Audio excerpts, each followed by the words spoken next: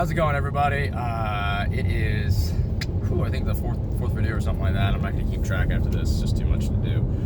But that being said, I just got the updates that Tyreek Hill, the NFL is not going to suspend him after they conducted 4 months of looking into him. That's always good, man. Good for him and good for hopefully getting him back on track mentally. And if he was ever not on track mentally, and that also helps you when you're trying to decide what you're going to do with your fantasy football draft and your season. And also I saw that LaShawn McCoy, Shady, the man, he might not even make the roster. So, I mean, that is a rumor. I mean, I don't really kind of tie into those things too much, but when things like that come out about Shady, like the bad news, and stuff like he's not going to make the roster, he does drop down my draft board just in terms of, like, if they're talking about you not making the roster in the offseason, most likely you're not going to get a workload. And last year I had Shady, and he burned me so much. It was just a nightmare. I couldn't even sell him. You couldn't drop him, and you couldn't trade him. And that's not the position you want to be in with Shady. So yeah, no, I'm gonna avoid Shady this year. He's had a drop off in terms of, with that running back stuff. So I'm gonna stay away from Shady this year. But otherwise, I did do another mock draft. I posted it up on Instagram and Facebook and everything, guys. And you should be doing your mock drafts every day still. Like I said, up until all the way up to the draft, you're going to do a couple more per day once you get up there. But if you do them every day, it becomes a habit. And then after that habit, it's going to be super easy for you to just drop 1-2 more mocks into it as it gets closer to your draft.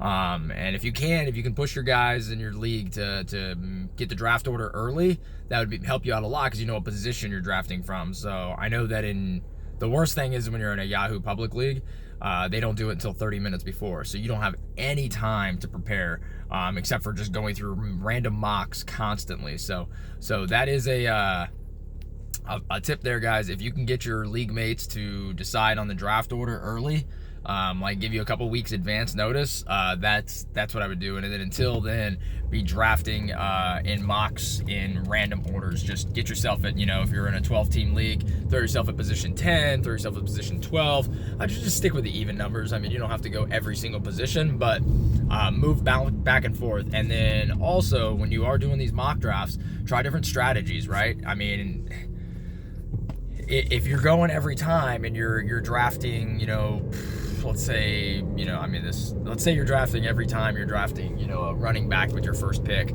In most likely scenario, you're going to do that anyways, right? But just see what your team would look like if you drafted a wide receiver first and go through that. And what running back would you end up with? And if you don't like that, then you don't like that. But give it a few shots. Maybe try drafting a couple wide receivers in the first couple rounds, going like no running back. And there's many different strategies. The strategy I usually deploy, my teams are usually, our league is 2 running backs, 2 wide receivers, 1 flex, which is a running back, wide receiver, tight end flex, quarterback, tight end, a defense, and a kicker, and then we got 6 bench spots. My last 4 picks go tight end, quarterback, defense, kicker. Everywhere else in between there, running back, wide receiver, running back, wide receiver. Maybe not necessarily even in that order. Sometimes it's running back, wide receiver, but it's every single other pick I have in there is running back, wide receiver. Now, is there an occasion where if there's a tight end that is dropped, I might snag him early? Yes. It's very rare for me. Is there a rare situation where a quarterback will do that? Not really. No, there's not a position in time when I will ever do that. Last year, I got Pat Mahomes with my third to last pick. I picked Pat Mahomes right before I picked my defense and my kicker. That was it. I picked Pat Mahomes after I picked my tight end, who was Trey Burton. No, not Trey Burton. No. I was trying to get Trey Burton, and I didn't reach far enough for him. So I think my tight end actually ended up being... Last year, I have to double check. I'll have to go back and look at my draft board. I feel like, I want to say it was like Hill from New Orleans. God, was that the guy's name? Or like maybe Eric Ebron or something like that. I feel like I had Ebron. I know I ended up with one of the Indy tight ends at the end of the day, but the guy I had kept getting hurt. Maybe it was Jack Doyle. Man, freaking Doyle. But I don't, it doesn't matter. The tight end, quarterback, kicker, defense, those are my last 4 picks, and I load up on running backs and wide receivers. So that is my other strategy today, guys. Just a tip: try going through your drafts, in your mock drafts now. Go through them and just go running back, wide receiver the entire time until your last 4 picks. Now in Draft Wizard, it won't tell you, hey, this is your last pick on your bench spot and you're going to grab, your 9th freaking running back and you're not going to be able to draft a quarterback. So just be conscious of where you're at, what position you're in picking at. And since it's a mock, you can try different strategies and different things. But if you go with what I do, which is running back, wide receiver the entire time, last 4 picks is either, and you can swap around tight end, quarterback depending on what tight end and quarterback is left. If everybody's got all their quarterbacks though, which most of the league does by that point in time, then you're going to get every quarterback you want, unless people start doubling up on quarterbacks, which is stupid, but it does happen. I have a lot of stupid people in my league. They will pick 2 quarterbacks for whatever freaking reason. They'll grab themselves like Aaron Rodgers and later grab Drew Brees, as if that's ever going to be good for them to have both those guys on their team. I don't understand it. Like, you're going to start Aaron Rodgers every single week until he's got a bye. Then you're start Drew Brees once, and then you're going to go back to starting Aaron Rodgers. I mean, it doesn't even make sense. But try that strategy. Try that strategy in your Draft Wizard app. Try the strategy when you're doing your mock drafts. Go running back, wide receiver, and I'll alternate. Try just going running back for your first 2 picks. Try going wide receiver, first 2 picks. But do a strategy in which you pick your last 4 picks are quarterback, tight end, and then of those 2 combinations, and then kicker. Your kicker and defense should be your kicker should be the last pick. Let's just be honest. It should be last pick and just random. It doesn't even matter. So your second to last should be your defense.